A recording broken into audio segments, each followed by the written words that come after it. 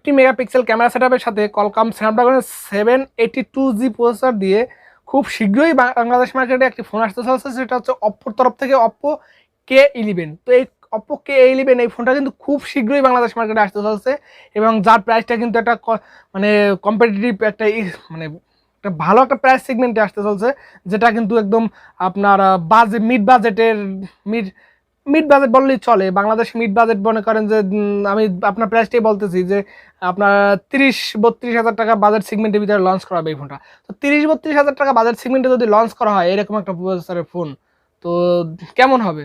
তো hey everyone, welcome to ABTechnews। আর আজকের ভিডিওতে থাকছে আপনার Oppo K11 এই ফোনটার ডিটেলস রিভিউ এবং রিভিউ। তো এই ফোনটা কেমন হবে আপনার জন্য, এই ফোনটা কি নেওয়া ঠিক হবে, এই ফোনটা নিয়ে যত রকমের প্রশ্ন আছে আপনার মনে ভিতর সকল প্রশ্নের সমাধান দেবো আজকের ভিডিওতে। তো অবশ্যই স্কিপ না করে সম্পূর্ণ ভিডিওটা দেখবেন। তো চলুন দেখে নেওয়া যাক যে আপনার Oppo K11 এই ফোনটাতে কি থাকছে। তার আগে আপনাদের কাছে একটা ছোট্ট একটা রিকোয়েস্ট, যে এই চ্যানেলে যদি নতুন হয়ে থাকেন তাহলে অবশ্যই সাবস্ক্রাইব করে দিয়ে পাশে থাকবেন এবং ভিডিওটা প্লিজ একটা লাইক দিবেন। তো যদি ভালো লাগে তাহলে দিয়ে দিন অবশ্যই। তো চলুন না দেখে নেওয়া যাক যে এই ফোনটার মানে ডিটেলসে কি থাকছে।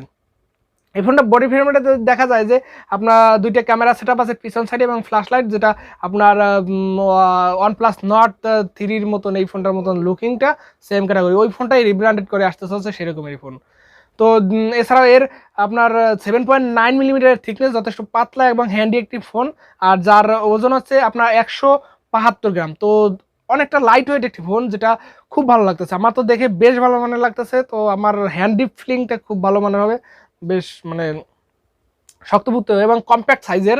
মানে এখনকার ফোন প্রায় 6.7 ইঞ্চি বা 6.9 ইঞ্চি এরকম সাইজ থাকে। তো এই ফোনটার ডিসপ্লে সাইজ কিন্তু 6.43 ইঞ্চির একটি আপনার সুপার অ্যামোলেড ডিসপ্লে, যেটা স্যামসাংয়ের টেকনোলজি, এবং আপনার 16M কালার্সের একটি ডিসপ্লে, যেটা পাঞ্চুয়াল ডিসপ্লে, এবং 1024 পিক্সেলের 20:9 অ্যাসপেক্ট রেশিও 409 পিপি ডেন্সিটি ডিসপ্লে, যেটার স্ক্রিন টু বডি রেশিও 85.5%, এবং আপনার 90 হার্টজ রিফ্রেশ রেটে সাপোর্টেড, এবং টাচ স্যাম্পলিং রেট হচ্ছে আপনার 180 হার্টজ, এবং আপনার 750 নিটস টাইপ ব্রাইটনেস, এবং 750 নিটস পিক ব্রাইটনেস, এবং 730 নিটস টাইপ ব্রাইটনেস। তো বেশ ভালো মানের একটি ডিসপ্লে, এই বাজেট সেগমেন্টে one of the best display বললে চলে, কারণ এই ডিসপ্লেটা কালার সুপার অ্যামোলেড ডিসপ্লে, যেটা আপনার অনেক পিপিআই ডেনসিটিতে বেশি থাকছে, যেটার কারণে কালার ক্যালিব্রেশনটা বেশ ভালো মানের হবে এবং ডিটেলস কোয়ালিটি ভালো পাবেন পিকচারের ক্ষেত্রে। এছাড়াও আপনার একটি বেজেল লেস, মানে 85.5%, মানে বেজেল নেই বললে চলে, এতটা পাতলা একটি মানে পাতলা বেজেল একটি ফোন, যার 750 নিটস পিক ব্রাইটনেস। তো বেশ ঠিক আছে, কিন্তু এখানে 1000 নিটস পর্যন্ত পিক ব্রাইটনেসটা থাকলে খুবই ভালো হতো। তো এটা কমতি দিয়ে যদি অন্য কোথাও যদি পুষিয়ে দেয় সেই ব্যাপারটা কেমন লাগবে আপনাদের, অবশ্যই কমেন্ট করে জানান। যে অন্য দিক যদি ভালো দেয়, এটা যদি হালকা একটু কমও থাকে, তারপরেও কিন্তু বেশ ভালো মানের display, one of the best display নিয়ে কোনো ধরনের কোনো কমপ্লেন নেই।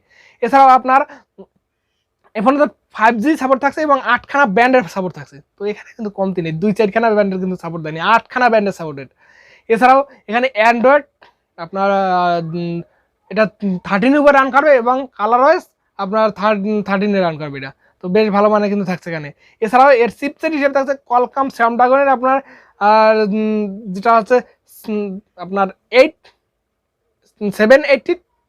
782G এই প্রসেসরটা থাকছে, যেটা 7 ন্যানোমিটার আর্কিটেকচার উপর বিল্ড করা, যেটা 778Gর একটু ভালো প্রসেসর, 778Gর মতন তো তার থেকে একটু বিরাট ক্লক স্পিড আপনারা পেয়ে যাবেন। তো বেশ ভালো প্রসেসর থাকছে, ওই সেম প্রসেসরই বলে চলে। তো এই প্রসেসরটা যদি আসে, এই ফোনটা যদি তাও আবার 30,000 টাকা বাজার সেগমেন্টের ভিতরে, তাহলে কিন্তু মানে সেরা কিছু চলছে।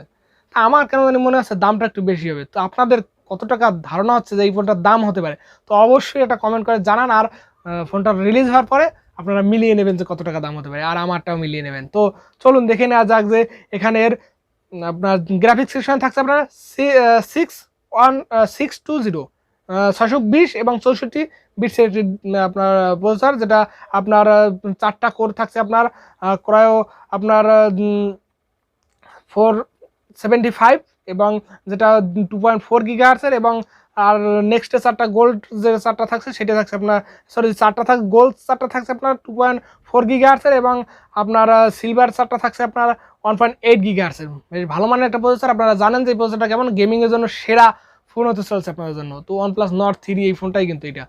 তো মানে কেমন হবে আপনারা আসলে মানে বুঝতে পারতেছেন যে সেরা কিছু হতে চলছে কিন্তু আপনাদের জন্য।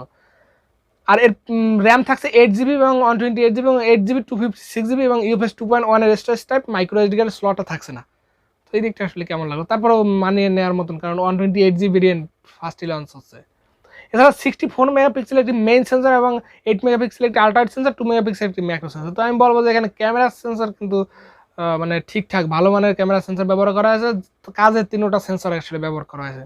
এছাড়াও আইওএস কন্ট্রোলের থাকছে, এটা আইওএস কন্ট্রোলের ভিডিও রেকর্ডিং করতে পারবেন এবং 4K 30 fps এ ভিডিও রেকর্ডিং করতে পারবেন। সর্বোচ্চ ব্যাক ক্যামেরা এবং আপনার ফ্রন্ট ক্যামেরা থাকছে আপনারা 32 মেগাপিক্সেলের সেলফি ক্যামেরা, যেটাতে থাকছে আপনার 1000x30 fps সর্বোচ্চ ভিডিও রেকর্ডিং সাপোর্টেড, এবং ব্যাক ক্যামেরার যেটা সেন্সরের সাইজ আপনার 1.8 অ্যাপারচারের একটি মানে 1.7 অ্যাপারচারের একটি সেন্সর, যেটা বেশ লো লাইটের ক্ষেত্রে কিন্তু খুব ভালো মানের পিকচার আপনারা এখান থেকে পেয়ে যাবেন। তো ক্যামেরা অ্যালগরিদম কিন্তু ভালো থাকছে। আর অপ্পোর ক্যামেরা অ্যালগরিদম আপনারা তো জানেন যে অপ্পোর ক্যামেরা কেমন হতে পারে। তো ক্যামেরাতে কিন্তু এখানে বেস্ট প্যাকেজ থাকছে, ক্যামেরা নিয়ে কোনো ধরনের কোনো কমপ্লেন নেই, তবে এখানে ওয়াইএস এর সাপোর্টটা দিলে খুবই ভালো হতো। তো এত কিছু তো আশা করার মতন না, যা দিয়েছে অনেক ভালোই দিয়েছে। এছাড়া আপনার ব্লুটুথ 5 আপনার ব্লুটুথ 5.0 সাপোর্ট আছে এবং ডুয়েল ব্যান্ডের ব্লুটুথ 6 এর সাপোর্ট আছে, ওয়াইফাই ডুয়েল ব্যান্ডের হটস্পটের সাপোর্ট থাকছে, ব্লুটুথ 5.0 সাপোর্ট থাকছে এবং এনএফসি সাপোর্ট থাকছে না, USB type C port OTG support থাকছে এবং আপনার under display optical fingerprint sensor থাকছে, প্রক্সিমিটি সেন্সর থাকছে, জাইরোএস সেন্সর আছে, ক্যাম্পাস সেন্সর আছে, এক্সপোমিটার সেন্সর আছে, লাইটের সেন্সর আছে, সকল ধরনের সেন্সর আপনারা এখান থেকে পেয়ে যাবেন। এবং লাউড স্পিকার থাকছে, এখানে থাকছে না ডুয়েল স্টোরি স্পিকার। এছাড়াও 3mg জ্যাকের সাপোর্ট থাকছে এবং এই ফোনটাকে ব্যাকআপ করার জন্য রয়েছে লিথিয়াম পলিমার নন রিমুভেবল একটি 4300 mAh একটি ব্যাটারি, আর যার সাথে থাকছে আপনার 65 ওয়াটের একটি ফাস্ট চার্জার। তো ব্যাটারি একটু কম হলেও চার্জিং টেকনোলজিটা কিন্তু একটু বেশি ব্যবহার করা হয়েছে, যেটা আপনার 35 মিনিটে ফুল চার্জ হবে এই ফোনটা। তো 35 মিনিটে ফুল চার্জ, তো এখানে এই ব্যাটারিটা কিন্তু মেনে নেওয়ার মতন, কারণ আপনি ফোনটা চার্জে রেখে যদি স্নান করতে যান, স্নান করা আসার পরে এবারই আপনারা ফুল চার্জ পেয়ে যাবেন। তো এটা ব্যাটারি যদি বাড়ানো করে বেশি, তারপরেও কিন্তু আপনারা খুব দ্রুত চার্জ করে নিতে পারবেন। তো এই দিকটা আপনাদের কিন্তু তেমন একটা গায়ে লাগবে না, ডেলি আপনারা 2বার চার্জ করতে হবে, অনায়াসে এরকম ব্যাটারি ব্যাকআপ পাবেন আপনারা। এছাড়াও বেশ ভালো মানে আপনার এর সফটওয়্যার এক্সপিরিয়েন্স সব যদি ওভারঅল বিবেচনা করেন তো ভালো একটা প্যাকেজ হতে পারে। আর এই ফোনটার প্রাইসটা যদি আপনার 30,000 টাকার কমে যদি আনঅফিসিয়ালি পেয়ে যায়, তাহলে কিন্তু আপনার জন্য বেস্ট প্যাকেজ হতে পারে, কারণ 25,000 টাকার মতন।